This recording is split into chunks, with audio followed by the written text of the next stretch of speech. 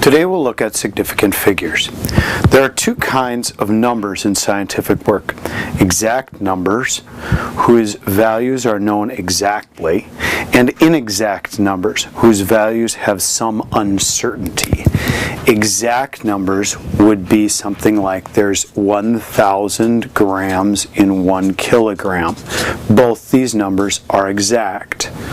There are 2.54 centimeters in 1 inch.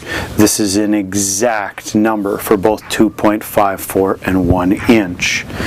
There are exactly 12 eggs in 1 dozen eggs. Both the 1 and the 12 are exact numbers. Anytime there's a 1 used in a conversion factor, it's always considered to be an exact number. So like, for example, in our dimensional analysis, we always say if there's 1 liter, it's the same as 1,000 milliliters. Both the 1 and the 1,000 are exact numbers. Conversely, there are inexact numbers. These are ones where there is some uncertainty. For example, let's say that I have this important piece of scientific equipment that looks like this, and I want to measure it. Well, I'm going to use a ruler, and I'm going to use this fancy ruler, fancy white ruler right here. I'm going to move it a little so it's out of the light so you can see it. And you'll notice this may not be the most exact ruler, but it's measured in centimeters, and centimeters are a metric system unit, which is science-based. And if I look at this, the ruler is set at 0 here, and it goes to somewhere past 10 here. And if I move it over this way a little further, maybe you can see that there's a measurement of 15 there. I'm going to hold this still here and just fit it into the page. You can see it's probably going to be around 12 or 13 centimeters. Let's make a guess, and let's say it's approximately, let's say 13 centimeters. Well, this 13 centimeter measurement is an inexact number, and all measurements that we make in chemistry class are inexact to a certain extent. Take, for example, let's say I use this ruler this time to measure my important scientific object, and this time I'm going to put it on the ruler, and I'm going to zoom in at the end. I'm going to hold this steady right here at 0, and I'm going to zoom in right at the end. And if we look at this, we can tell that the measurement, if this finds focus here in just a second, we can see the measurement is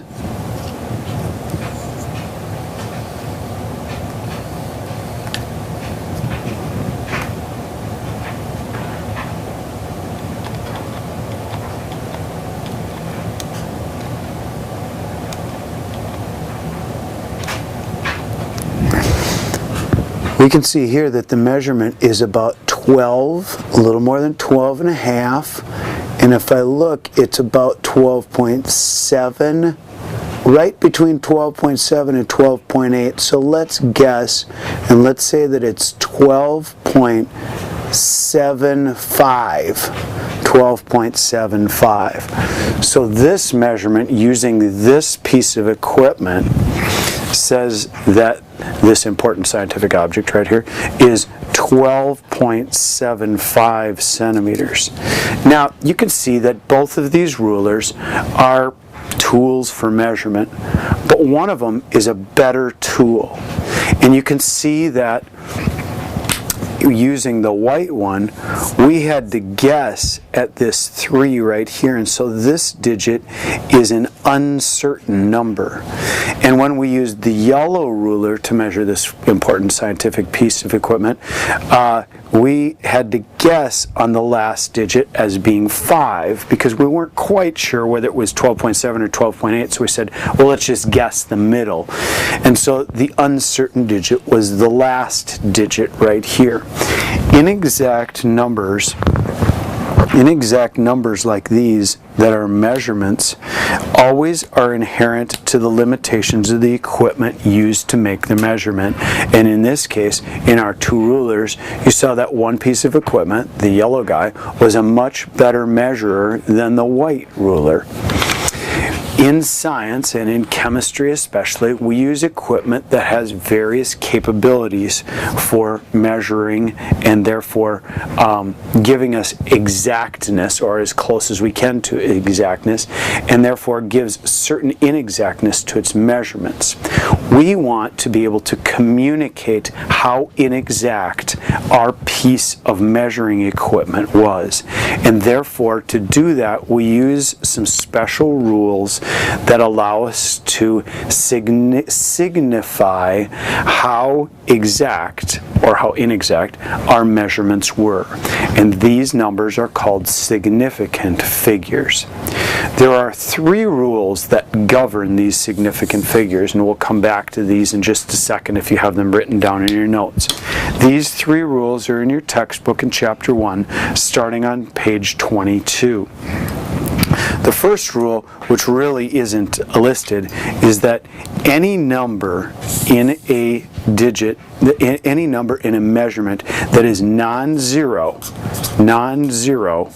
is always significant, is always a significant digit, and therefore it is counted as one number in a significant digit measurement. And here we ended up with 1, 2, 3, 4 numbers that were non-zeros, and so we'd say this measurement right here would have 4 significant digits, including the one that's uncertain.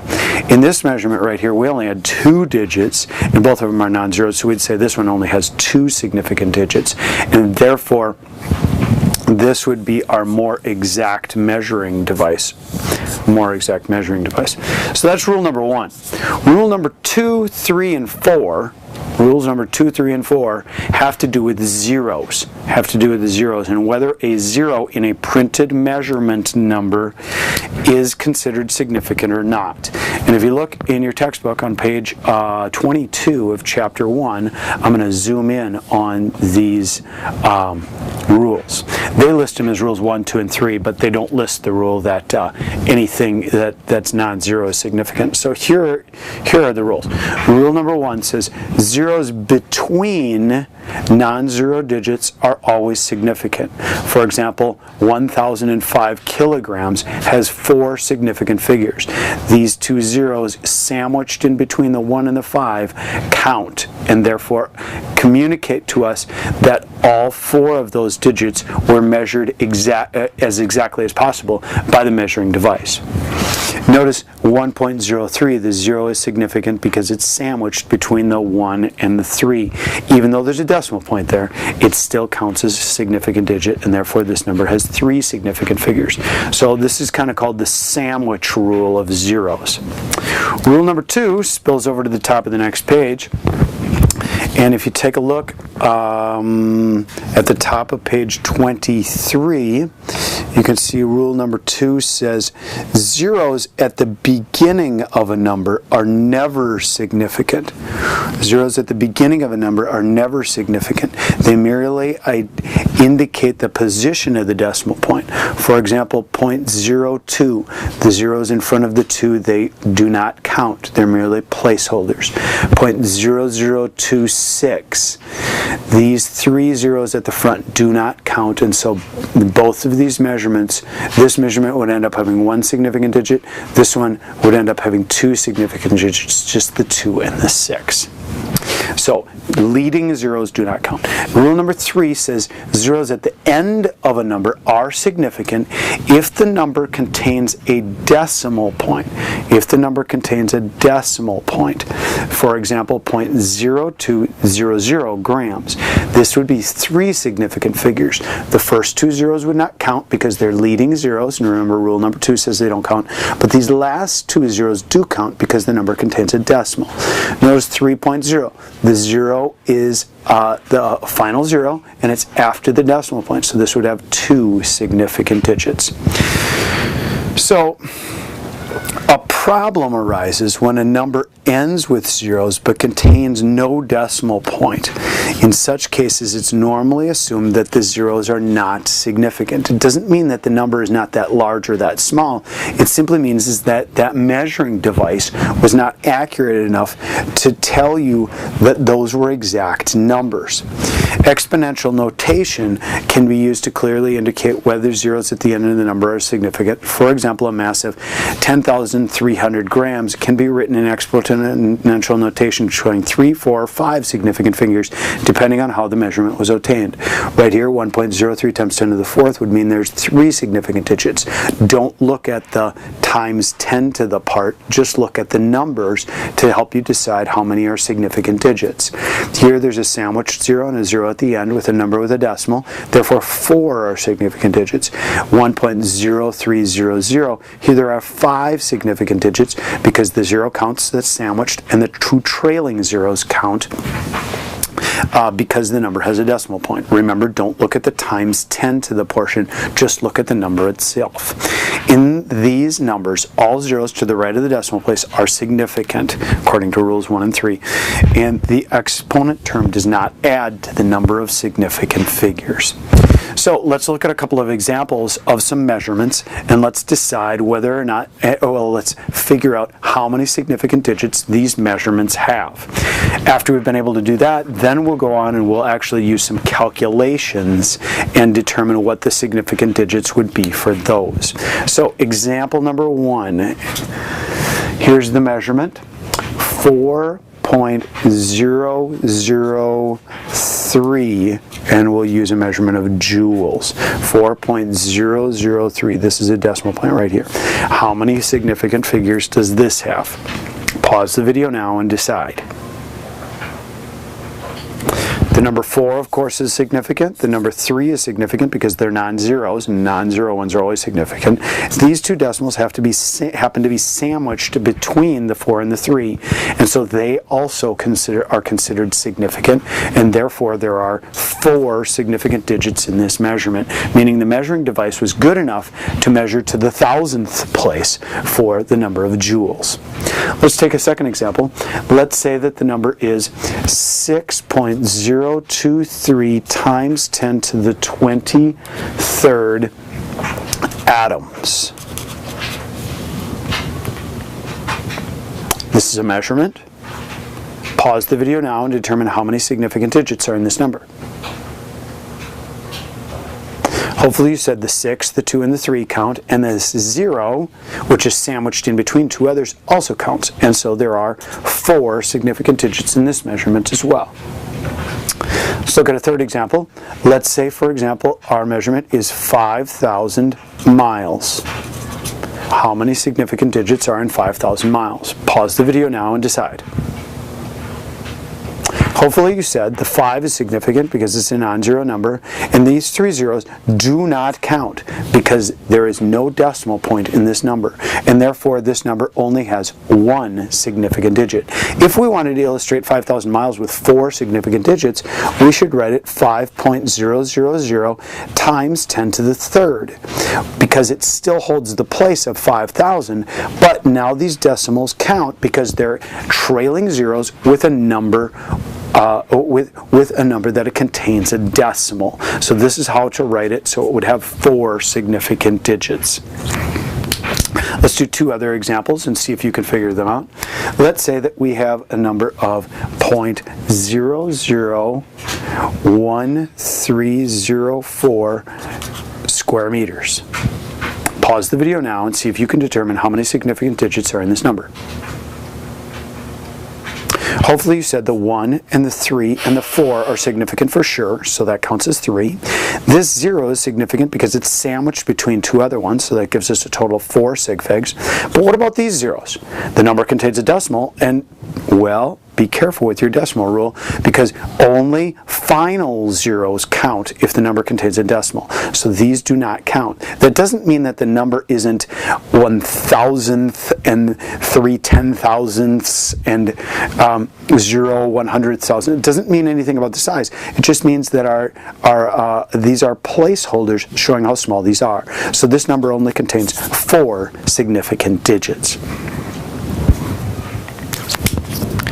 Next, let's take a look at how significant digits are used in calculations. How significant digits are used in calculations. Now, there's two special rules for calculations in significant digits. And these are outlined for you in your textbook really nicely on page 23. The first rule has to do with multiplication and division.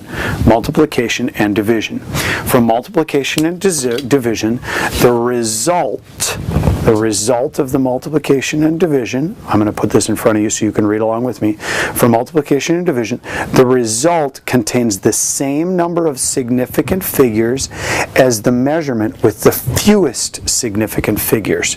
Read that again. The result of a multiplication or division equation contains the same number of SigFigs as the measurement with the fewest SigFigs. When the result contains more than the correct number of significant figures, it must be rounded off.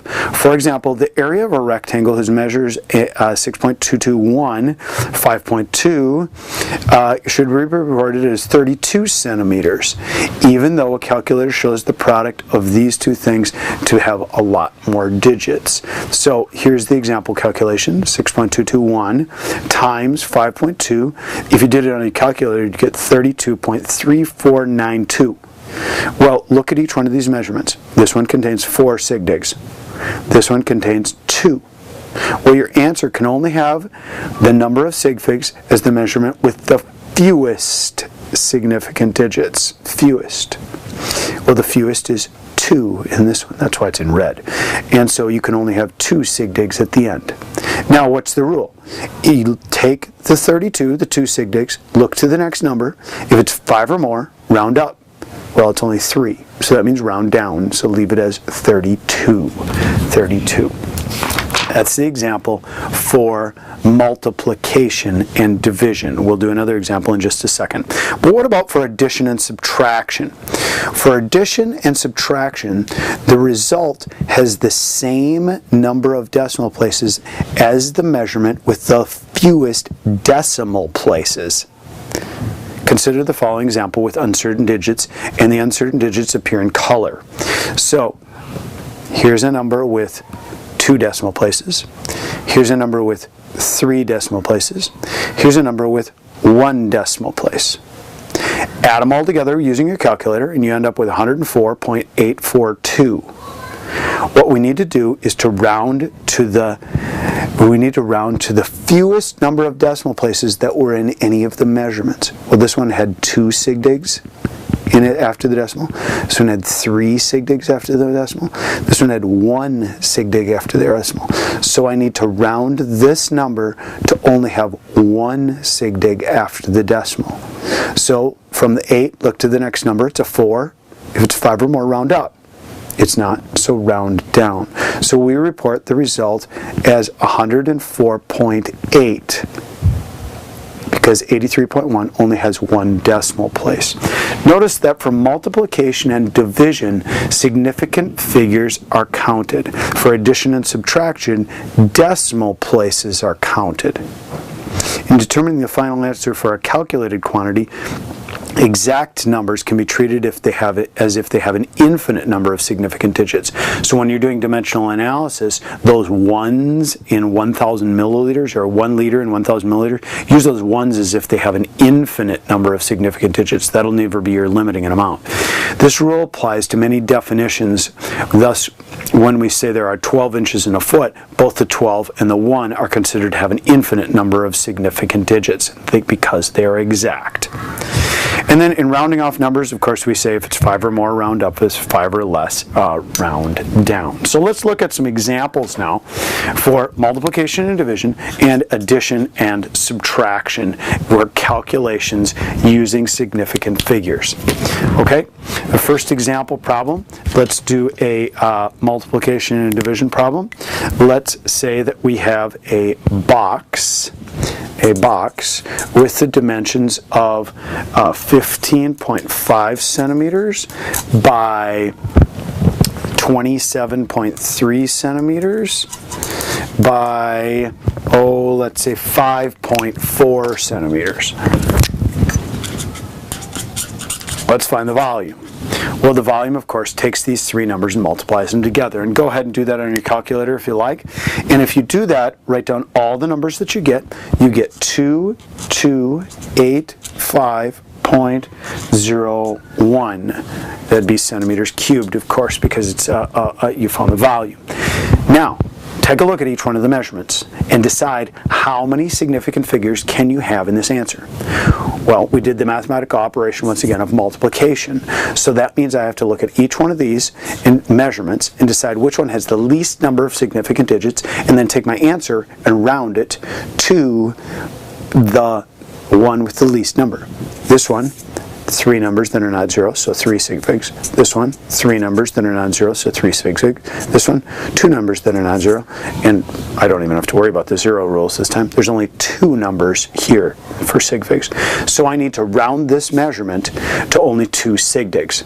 Now, I can't just write down 22, or I can't just write down 23, because this number is 2,285. Look to the second digit, then look to the next one. If it's 5 or more, round up. It is. So I need to round it to 2.3, and then I'll use scientific notation to indicate that it's a large number. 1, 2, 3 places over, times 10 to the third. 2.3 times 10 to the third cubic centimeters would be my correct answer with significant digits, or using the number of significant figures as allowed by the rules of multiplication or division. Let's try a second problem, second sample problem. Let's say in this case that we have 10.5 seconds elapse while a world-class sprinter is running the 100.0 meter dash. Okay? What was the sprinter's average speed? Well, speed is equal to distance divided by time, as you probably learned way back in 6th grade. Our distance is 100.0 meters, and we're dividing it by 10.5 seconds. Now, if you do this on your calculator, you end up with a number of decimals. 100 divided by 10.5 ends up as 9.523.809.524, and where do you end? The units would be meters per second, of course. Well, the rules for significant digits help us out with that. Look at the measurements. Here's one measurement, and figure out how many significant figures it has. Look at the second measurement and figure out how many significant figures that has, and then round your answer to the one that has the least. Okay, the 1 counts. Does the 0 here count? Do these zeros count? Well, the rule is, remember, that a number that has a decimal place, if they're ending zeros, they always count. So this one has 3 zeros after the number, and the number contains a decimal, which means this would contain a total of 4 SigFigs, or 4 significant figures. This number, the 1 and the 5 count, of course. What about the 0? Yes, it does count because it's sandwiched between the 1 and the 5. So this one would have 3 SigFigs, or 3 significant figures. Now, the rule is, which one has the least? 4 or 3? Of course, 3 is. So now I need to look to the third digit of my answer and look one more past it. If it's 5 or more, round up. Nope, it's 3, so leave it as a 2, so my answer in significant digits is 9.52 meters per second. What about addition and subtraction? Let's take a look at a sample of that type of problem. Let's take a look at an example of that type of problem. Let's say, for instance, that we have a calculation where we have a measurement of 837.6 grams, and we want to figure out what would be remaining if we took away from this 100.000 grams. What amount of mass would be remaining? Incorrect significant digits. Okay? So now the rules for subtraction say, go ahead and do the subtraction. So 837.6 minus 100 is 737.6. And then I could add these zeros after here too while I'm doing my calculation. But now when I'm done, and the units of course are going to be grams, now when I'm done I need to look back at each one of my measurements, and look, since it's a subtraction problem, at how many digits there are after the decimal point on each measurement that are significant. In this problem, or in this measurement, of course, there's one significant digit after the measurement. In this one, if you remember the rules of SigFigs, a number containing a decimal, all the trailing zeros are significant, so this would have 3 SigFigs after the decimal point. Your answer can only have the number of SigFigs after the decimal point of the least. Therefore, it can only have 1 SigFig after the decimal point, and so my answer should be 737.6 grams, because it only has the least number of SigFigs after the decimal point. Good luck with your significant digit identification and calculations.